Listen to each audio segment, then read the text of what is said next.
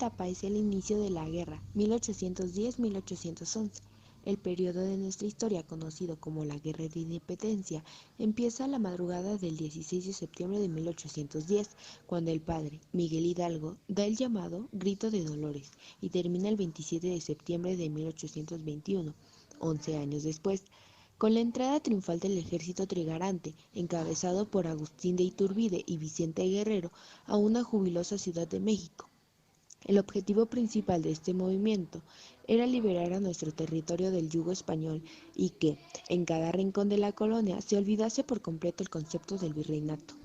La independencia de México tiene diversas etapas. Una de las más importantes abarca desde el Grito de Dolores, 16 de septiembre de 1810, hasta la batalla de Puente de Calderón, en el actual municipio de Zapotlanejo, Jalisco, el 17 de enero de 1811, cuando la muchedumbre dirigida por Hidalgo, con su famoso estandarte guadalupano en mano, peleaba con más pasión y arrojo que estrategia. Sin embargo, fue derrotado y apresado. Querétaro, como todos sabemos, es la cuna de la independencia, ya que aquí se gestó la misma con importantes personajes como la corregidora doña Josefa Ortiz de Domínguez, su esposo el corregidor Hidalgo Allende Aldama, los hermanos Epigmenio y Emeterio González, entre otros. La segunda etapa es la organización y definición, 1811-1815. La llamada etapa de organización de la Guerra Independentista de México comprende los sucesos bélicos y políticos ocurridos entre el momento en el que Ignacio López Rayón fue nombrado jefe de las fuerzas insurgentes en Saltillo el 16 de marzo de 1811, poco antes de que Hidalgo, Allende, Aldama, Jiménez y otros jefes insurgentes fueran presos y ejecutados en el norte de México, y antes del fusilamiento de José María Morelos y Pavón en Ecatepec del 22 de diciembre de 1815.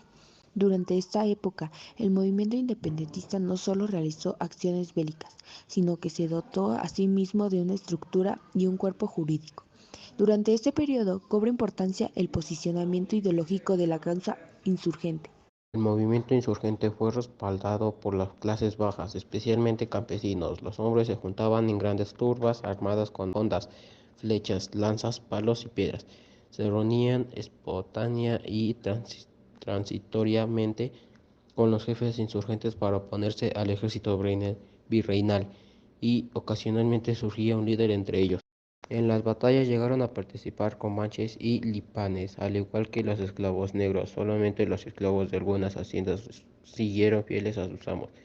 Aquellos que poseían caballos, generalmente miembros de las castas, arregaban a los indígenas labradores para unirse al movimiento un poco mejor armados. Casi de la totalidad de las fuerzas bajo el mando de Ignacio López Rayón eran indios flecheros de El Bajío. Las de José María Morelos estaban compuestas por negros y mulatos del sur que eran peones de haciendas, algunas veces soldados del ejército virreinal que habían sido vencidos, y miles de campesinos apenas armados, los cuales eran de gran ayuda en los trances difíciles. A medida que avanzó el movimiento, la clase media de las ciudades comenzó a simpatizar con los insurgentes.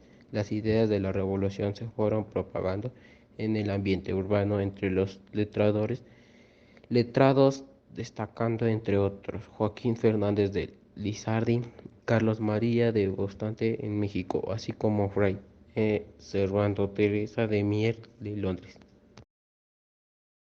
De resistencia y guerras y guerrillas, 1815-1820. Las guerras y guerrillas es una estrategia militar en la que pequeños grupos de combatientes paramilitares irregulares o incluyendo civiles armados utilizando ataques móviles a pequeñas escalas contra un enemigo mayor y menos versátil, con el objetivo de deshabilitarlo o vencerlo mediante una guerra de desgaste. Estas tácticas pueden incluir emboscadas, sabotajes, saqueos, inclusive guerras relámpago, cortes de líneas de suministros incendios provocados, secuestros o asistentando de enemigos importantes de interceptación de las comunicaciones. Este término se acuñó en España durante el intento de conquista de Napoleón Bonaparte. La guerrilla generalmente nace de un conocimiento superior del terreno y el apoyo de la población local para operar de manera oculta y sorpresiva, moverse con rapidez y reunirse y dispersarse sin dejar rastro. Fundamentalmente, es un tipo táctico de guerra que lo subordina a todo el hostigamiento en vez a la conquista convencional del terreno, por lo cual se busca la larga erosión de una guerra atomizada y dispersa, sin confrontar directamente al grueso del enemigo. De este modo, se puede alcanzar objetivos estratégicos que un ejército organizado y el descubrimiento no podría conseguir jamás. Henry Kissinger dijo al respecto, con ocasión de la guerra de Vietnam, que un ejército pierde si no gana, una guerrilla gana si no pierde. Este método de guerra se utiliza con frecuencia en situaciones de guerra asimétrica y resulta muy difícil de neutralizar gracias a su movilidad, a su habilidad para diluirse entre la población civil y a su fácil dispersión en pequeños grupos y sin uniforme identificativo.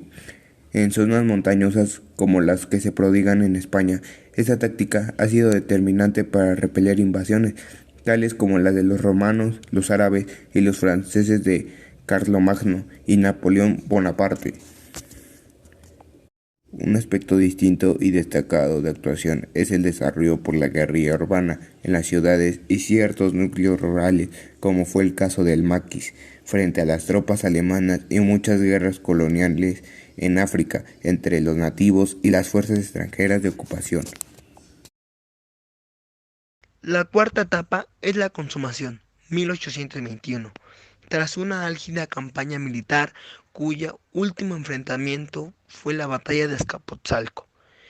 El 27 de septiembre de 1821, el ejército trigarante entró triunfal a la Ciudad de México para firmar el acta de independencia del Imperio Mexicano.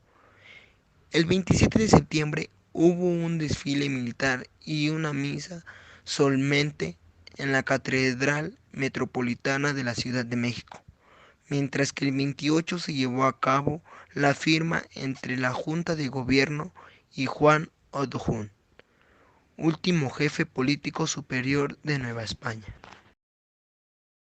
El presidente de la República en el turno tiene la obligación de hacerla repicar para revivir ante el público congregado en la plancha del Zócalo la noche del 15 de septiembre, el grito que con frenesí diera el padre Hidalgo para iniciar la lucha por la independencia.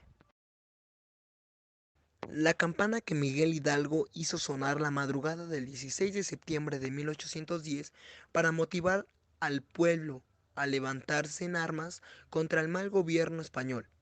Una vez concluida la Guerra de Independencia, fue conservada por los gobiernos liberales posteriores como uno de los símbolos primordiales del comienzo de ese importante movimiento. Hoy la campana de Dolores puede admirarse perfectamente restaurada en el nicho ubicado justo arriba del balcón central del Palacio Nacional en el centro histórico de la Ciudad de México. Ahí nos vemos, hasta luego, adiós.